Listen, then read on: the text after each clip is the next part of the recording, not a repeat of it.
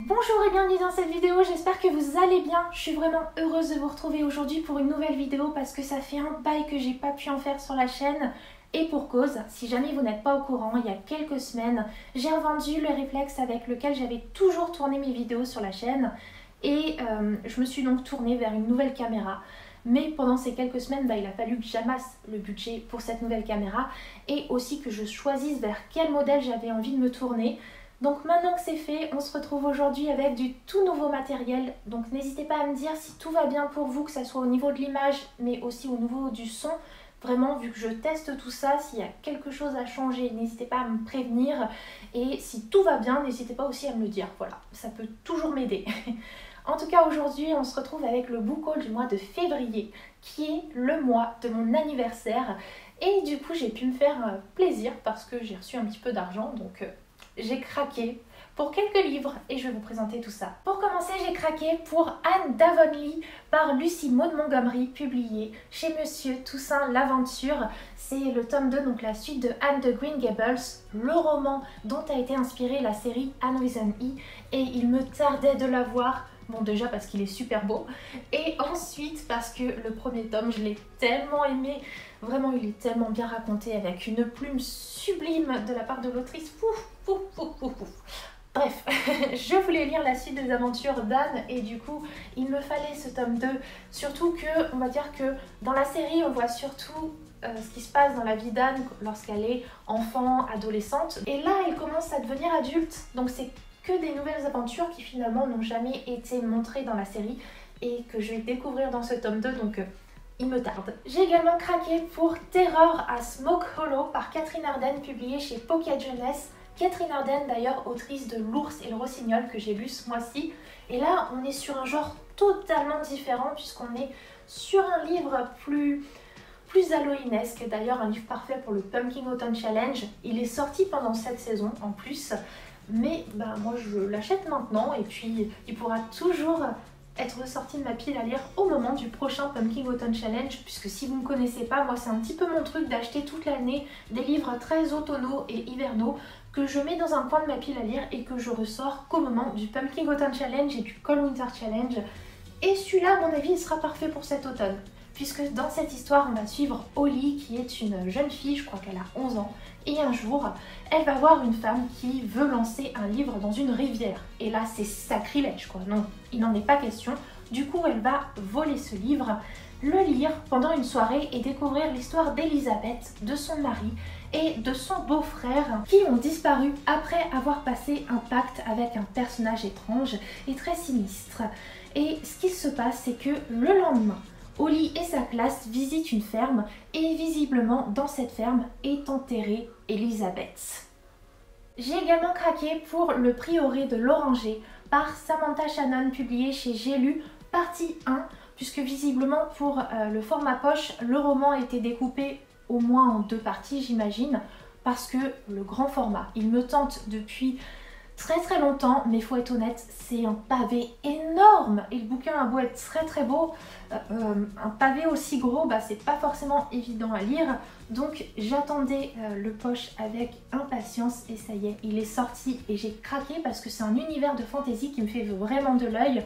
On va suivre, si j'ai bien compris, une reine qui doit à tout prix donner naissance à une héritière, et on suit aussi un autre personnage féminin qui veut devenir dragonnière, donc visiblement on est dans un royaume où il y a des dragons et même si j'en sais pas plus au niveau du résumé, rien que ça, moi ça me fait super envie et en plus visiblement c'est un livre qui plaît plutôt pas mal. Donc j'ai très envie de me plonger dedans. Il me fallait la suite de l'épouvanteur, donc j'ai craqué pour le tome 4, Le combat de l'épouvanteur, par Joseph Delaney, publié chez Bayard Jeunesse.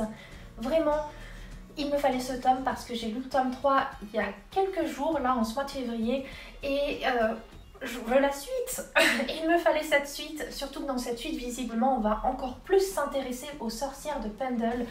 Donc là, vraiment, il me tarde de me plonger dedans parce que jusqu'à présent, je me régale vraiment avec cette saga, avec cet univers plutôt sombre pour une saga jeunesse qui me plaît vraiment beaucoup. On explore beaucoup de mythes et de créatures fantastiques.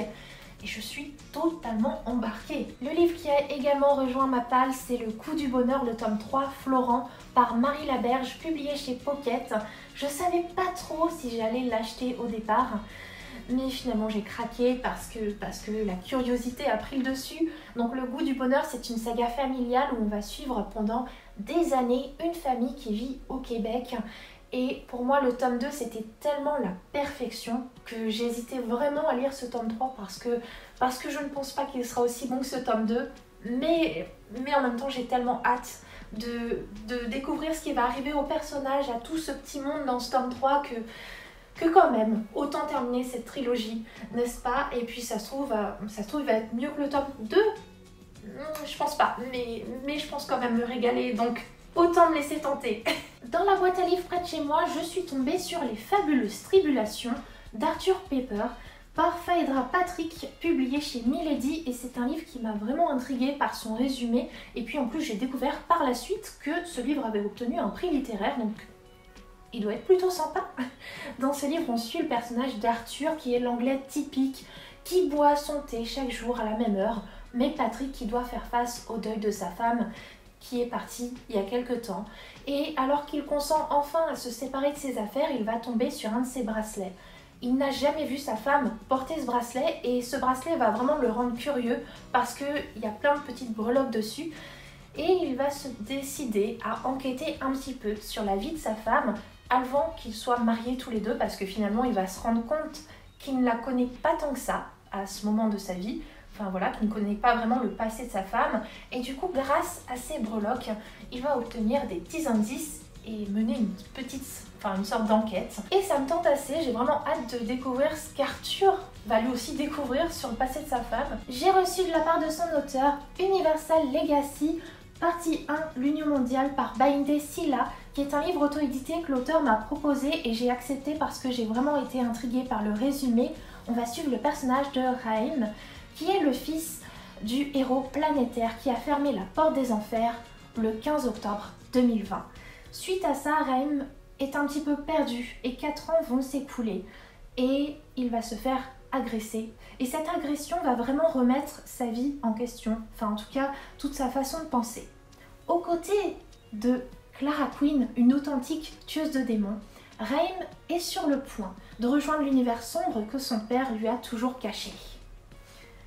Voilà, au niveau du résumé, du coup, on va se retrouver dans un univers avec la porte des enfers, avec des démons, et j'avoue que tout ça, ça m'intrigue pas mal et j'ai vraiment envie d'en savoir plus, donc merci beaucoup à l'auteur de m'avoir proposé son livre parce que vraiment je suis très curieuse. Mon dernier craquage du mois de février a été le tome 2 de la saga Magic Charlie, Bienvenue à Saint-Fouettard, par Audrey Alouette, publié chez Gallimard Jeunesse. Le premier tome de cette saga avait été un coup de cœur et du coup, il me fallait la suite. Même si elle arrive 1 an et demi après, et j'avoue qu'il y a des petites choses du premier tome que j'ai peut-être un petit peu oubliées, mais ce que je n'ai pas oublié, c'est que j'avais beaucoup aimé cette histoire avec le personnage de Charlie qui découvre que c'est un magicien, donc il détient des pouvoirs magiques, et il faut à tout prix, dans le premier tome, qu'il s'en serve pour sauver sa grand-mère. Et du coup, on va découvrir en même temps que Charlie tout cet univers magique qui s'ouvre à lui, et l'autrice avait une telle créativité, une telle imagination que j'avais été vraiment transportée dans son univers. Tout ce qu'elle imaginait m'avait beaucoup plu et du coup il va falloir que je refeuillette un petit peu le premier tome en diagonale histoire de me remettre un petit peu tous les événements de cette histoire en contexte et après que j'enchaîne avec ce tome 2 parce que vraiment c'était chouette et il me tarde de continuer cette histoire. Voilà pour ce petit book haul du mois de février, j'espère que certains de ces titres vous ont peut-être inspiré et donné à votre tour envie de craquer. En tout cas, pour cette vidéo, c'est désormais terminé. Je vous fais de très gros bisous et on se retrouve bientôt pour une nouvelle vidéo.